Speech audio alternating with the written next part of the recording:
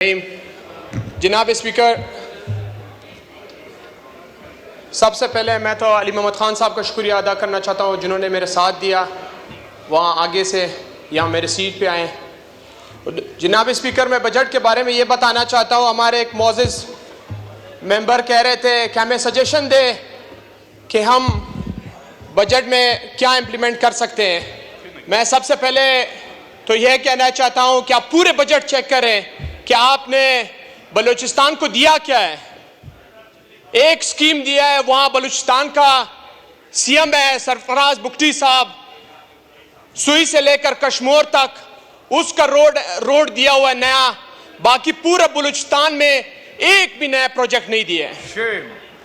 और आप देखें जनाब स्पीकर साहब, इमरान खान साहब के टाइम में 800 अरब रुपए बलूचिस्तान को दिए गए।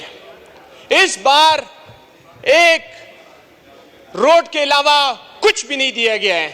एजुकेशन को तबाह बर्बाद कर दिया, जो हमें एजुकेशन को सही करना चाहिए था, उसे बजट ज्यादा देना चाहिए था। हमारे एजुकेशन पे फंड पे कट दिया गया है। जनाब स्पीकर, हम गए थे ईद मनाने, मगर जैसे हमारे मैडम मोअज़्ज़िज़ मेंबर कह रही थी, मेरे बच्चे अभी तक भूखे हैं।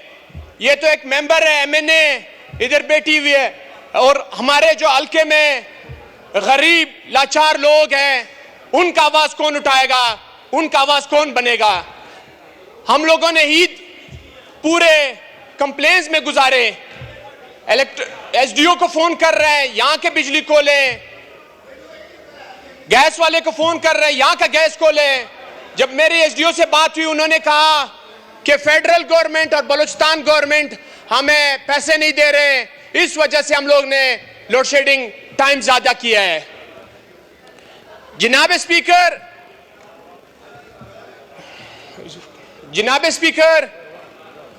स्पीकर, बजट की बात करना चाहता हूं। हम बजट एमएनएस को देते हैं, एमपीएस को देते हैं, जो एमपीएस और एमएनएस का काम ही नहीं है बजट। यहां पे हमें कानून साजी करना चाहिए। हमें बजट जो देना है वो लोकल गवर्नमेंट को देना है।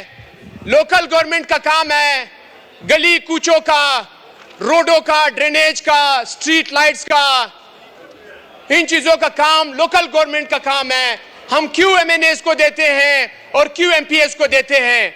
इसलिए देते हैं कि हमारे एमपीएस एमएनएस उसमें कमीशन उठाते हैं। और जनाब स्पीकर, हमारे बलूचिस्तान दिन ब दिन पीछे जा रहा है। आप ईरान बॉर्डर देखे, अफगानिस्तान बॉर्डर देखे, चाइना बॉर्डर देखे।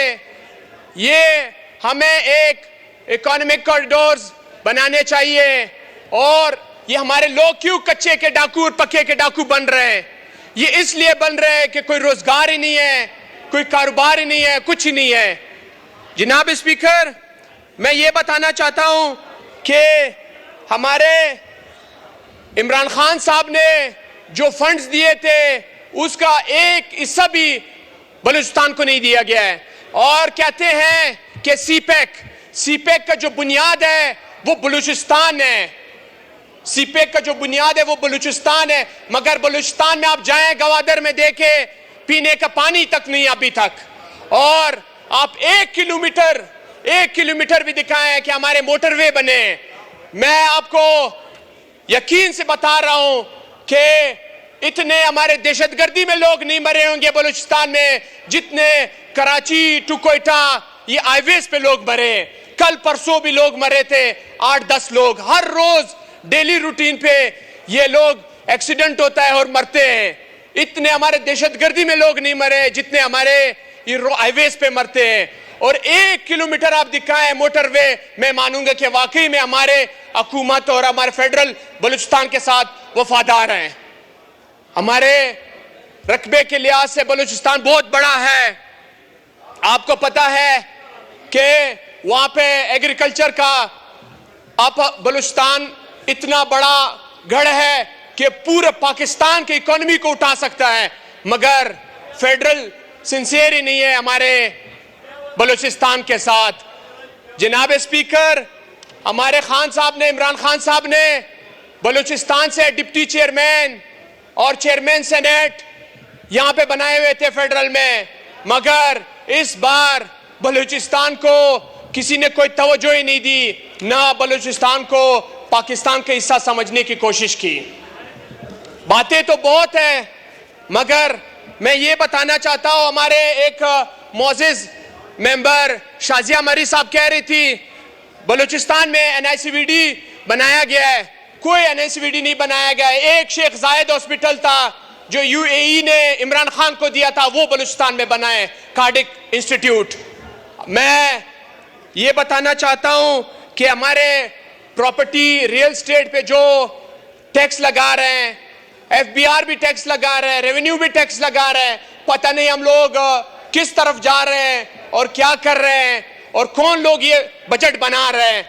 अवाम इस बजट को मुस्तरद करती है और हम इस बजट को मानते ही नहीं है। ये बजट अवाम दोस्त बजट नहीं है, ये बजट अवाम के पेट में खंजर है।